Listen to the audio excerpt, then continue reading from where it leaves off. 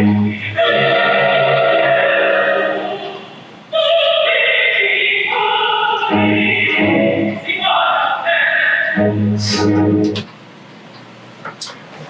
you're seeing me do right here is a result of literally 50 years of technology as of this year. I'm doing digital editing, which, as you can see, the waveforms that are shown up here, this is actually the amplitude of music that is going through. And the closer I get in, the easier it is for me to see where I want to make my edit. Now, this comes from audio tape, which went out in about 1983 when CDs began to be produced. It's still used on occasion in the studio for 24-track applications. But in my case, I like to stick to strictly digital domain kinds of things. I began this whole process, as you see me here, in 1983. It was my desire from 1968 to do this, not just the editing, but to make the records. It all came about because I saw a film that had been produced by the BBC of the making of the recording of the opera Gauthier by Richard Wagner. It's the famous Decca recording produced by John Coleshaw, who sort of became my hero at that time. You're very impressionable at 18. I saw this on a PBS station in Houston, Texas, and I said, even though I was a singer at the time, I said, that's what I really want to do. I want to produce records. I want to be in charge of these sessions where the greatest singers in the world are performing for me and working in a way that I'm helping them lay down the finished product. Of course, there was only one catch. There is virtually no school for record producers anywhere in the world. There's schools for engineers, there's schools for musicians, there's schools for business people, but there's no school for someone that's going to sit there and organize the making of a record. And then, much less that, turn around and assemble it afterwards. I came to this process, this great desire was with me from the time I entered college as a sort of secret thing. I saw the film once, as I said, in '68, and it never appeared again. And in 1980 in London, I had a friend who was a sound man for British Broadcasting, and he showed it to me again in BBC private studios. We had a private airing of what was called The Golden Ring. And again, it reinforced this tremendous desire to do just that, make records. At the time, I was singing and I was teaching voice. And the record business had gone into this horrific slump because LPs were no longer particularly desirable. It's sort of what is happening to CD right now. There was this tremendous glut in the marketplace. Well, at that point in time, we began to hear about digital audio and this thing that was going to be read by a laser called a CD. And I didn't really pay that much attention. And one day in 1983, the phone rang, and the fellow who sold me audio equipment, because that was the closest I could get to the record business, was this sort of having expensive audio things in this small space. And he called me up and he said that he knew how to make a CD. He had the equipment, and he wanted to start a label. Well, there were no CDs on the market in 1983. Particularly, there might have been 100 that were available. It's rather like DVD is now. You've got this little section in Blockbuster Video when you walk in. Well, that's what it was like when you walked into Tower Records or something like that. There were still little record places that didn't have any of them. The good fortune of being a musician was that I knew many famous people, and I knew agents in the top places here in New York. And I was able to call them up and say, would you like to make a record? And put it in this brand new format. Well, everyone was excited about that. If I'd called and said, do you want to make a record and put it on vinyl, they'd have said, go suck your head. But instead, everybody wanted to be on this new format because the handwriting was on the wall that this was going to take off. So the first thing we did, we had no money whatsoever. We simply had the recorder and 2 microphones. I knew one of the greatest pianists in the world. He was not famous in the sense that you might know him, but among people who know pianism, know piano playing, he was considered, I say was because he passed away a few years ago, among the greatest of the century. We happened to be good friends. I called him, I said, would you like to play a Liszt recital? That is a recital of the music of Franz Liszt. He agreed immediately. And now it was a matter of where. We had no money to rent a piano, and we had no money to rent a space. And this was a $0 situation, because all the money was going to go into post-production of this, which was nothing more than editing, because there was no other kind of digital equipment at the time, just the editing equipment. So we ended up in an apartment not much bigger than this. It belonged to a piano tuner named Tali Mahanner, and she had reconditioned 2 Steinway Ds. These are the major concert grands that you see on the stage, and they were in this small apartment. And Joseph Villa, the pianist, chose one of them. We opened it up, we stuck 2 microphones up, and we began our recording.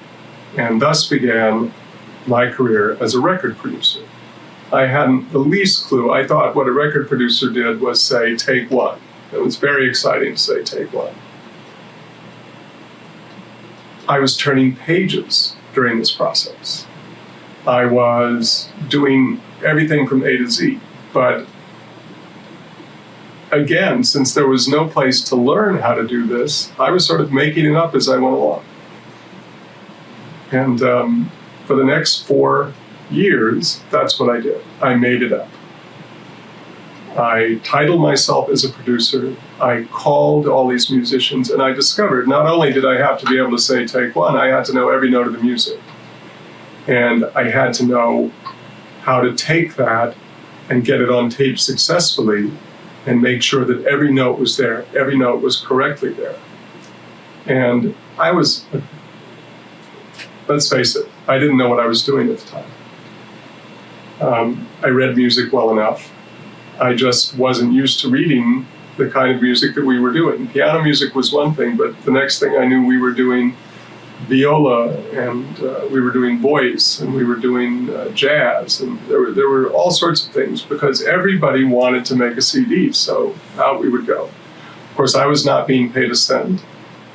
The 2 gentlemen that had started this company were investing everything in office space, and it cost at the time net $5 to make a CD. It now costs approximately $1.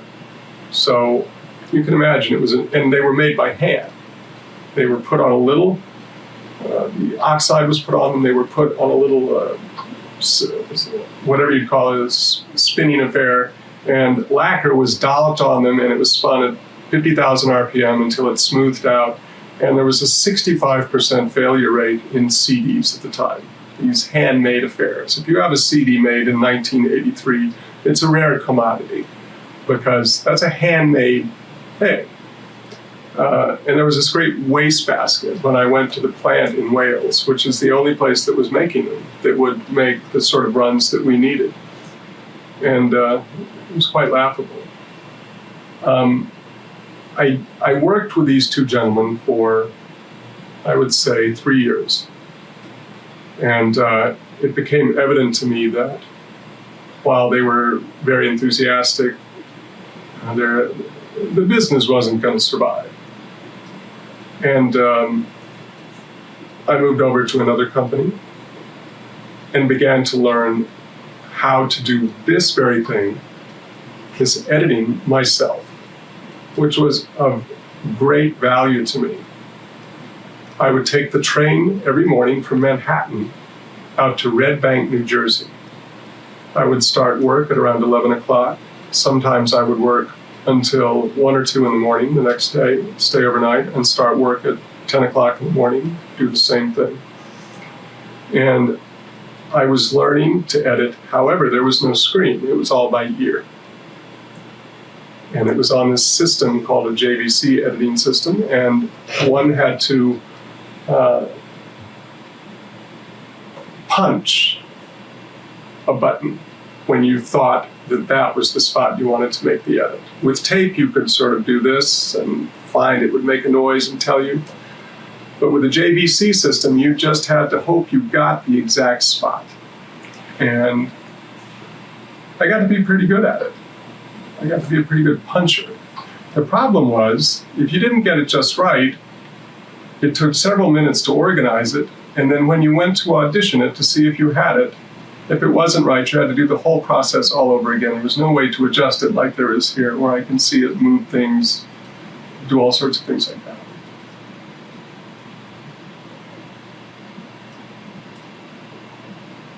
So I got very proficient at digital editing and did all sorts of things. And I learned that the records that I had so highly prized over the years were composed of many, many edits, that I could create a piece of music by editing. The artist only had to play a certain amount of notes, and then I could simply string them together this way. It was in some ways rather exciting, in some ways a letdown. You realize that everybody in the music industry had clay feet, and that became evident to me when I was finally hired as a real producer in 1987 at RCA.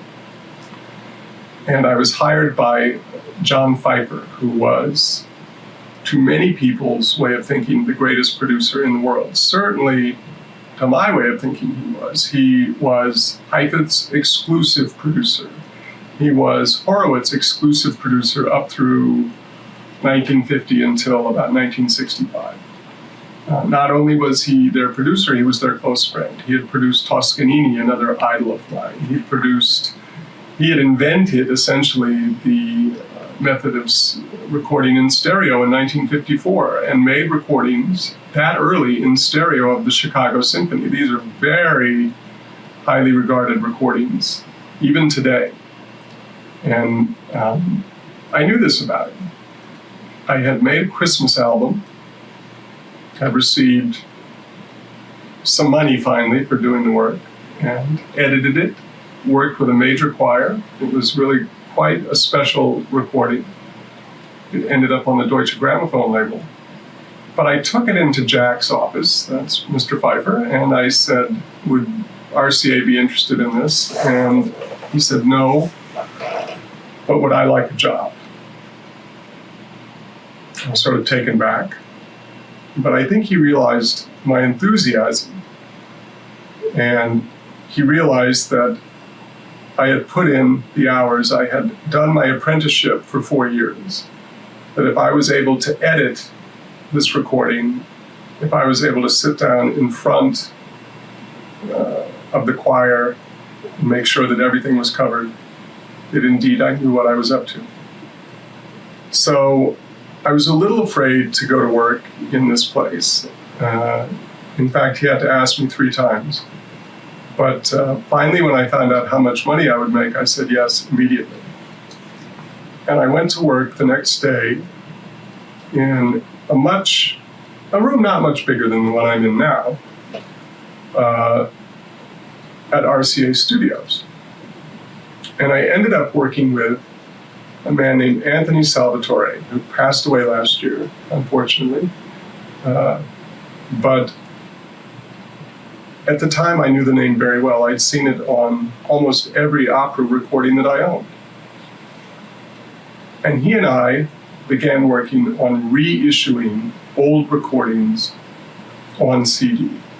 So this meant doing all sorts of things to them to make sure they sounded good, including editing, assembly, taking apart the old tapes, finding tapes. In other words, it became this amazing process.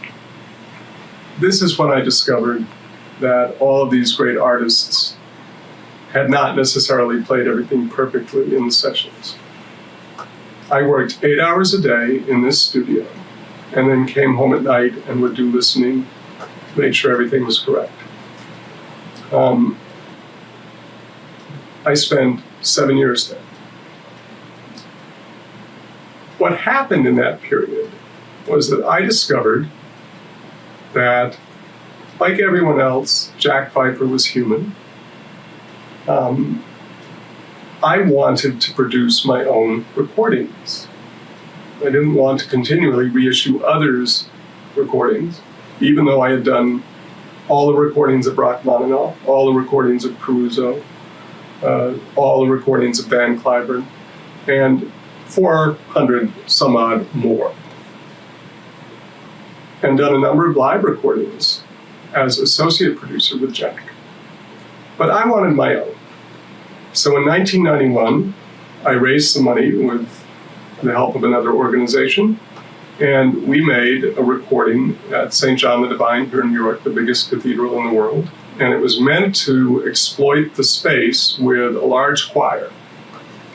And that became my first recording in which I was considered to be an industry producer. I had finally come to where I wanted to. It started in '68. I was finally there in '91. This was no longer, a couple of mics in an apartment. It was no longer hauling stuff out. We had the best equipment, the best engineers, and the Today Show came out and did a segment on me and what I was up to. And it was very exciting. But as time went on, it became clear to me that I was not going to be allowed to do any more recordings at the RCA label. There were problems, jealousies, just general corporate difficulties. So in 1993, I left. I resigned and began Pilot Music Incorporated, which is what you're looking at now. It's essentially a recording studio in an apartment where I live, and I can do virtually anything I need to do, including now the new surround sound for DVD. That's what this is, all these tracks you see here. And I produce between 5 and 10 records a year under the banner of Pilot. I also do reissues and things like that. I've done some very exciting projects. The last one, which is going on the Telarc label, was with the great soprano, mezzo-soprano, I should say, Dolores Zajic. It was done in London with the Royal Philharmonic Orchestra. Again, the nice thing was, here I was finally doing that thing that I had always dreamed of doing.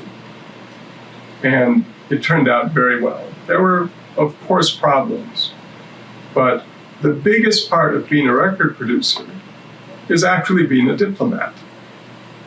It doesn't have so much to do with picking out wrong notes. It has to do with, can you keep everybody happy, or at least congenial enough to work together long enough to get the record made? And indeed, I did that. It took superhuman effort on the part of this particular recording, but it was accomplished. And this year we're going back with the same orchestra and doing my first DVD surround recording for audio. I can't think of anything else that I'd rather do. I've thought about it many times. There was a period in 1995 where I questioned seriously everything in my life. I had not at that point, I had stopped listening to music altogether except when I was working on it. I sort of went through this crisis because music had become a job, and a very intense and difficult job at that point in time. And for me at the time, it was more fun to go flying because I was a private pilot, and that was what I was getting pleasure out of. Slowly, that reversed. I had to stop flying because of a back injury, and I began to take, again, a deeper interest. In fact, during the convalescence from my back injury, which was about a year, I was able to sit and study music, which I hadn't really had the time to do. I was able to take out the scores and listen and become more deeply acquainted with something that I knew so intimately already. When I took my tests for college and an advisor read them, he said, "There's only one thing you're really suited to do, and that's be in the music field." And he was right. I thought about other things from time to time. Wall Street would be great if I could make $1 million. But this is what really matters. If I can make enough money to live comfortably, then this is what I want to do. And I'm able to do it at my own pace, pretty much, to decide what I want to do, what I don't. I'm starting a new internet enterprise in which we're reducing files to the MP3 format and putting them up on the net for sale. And this is very exciting because it's like the era when CD began all over again. I've been staying up till 6 a.m. once again, the same thing I used to do when I was 33, 34. At 50, I'm staying up until dawn doing work and getting about 4 hours sleep and coming back to it. It's exciting, in other words. And hopefully, the music industry will have a resurgence with this, and there'll be many more recordings to make. And so I think that's pretty much the story of my long walk, if you will, through the music world.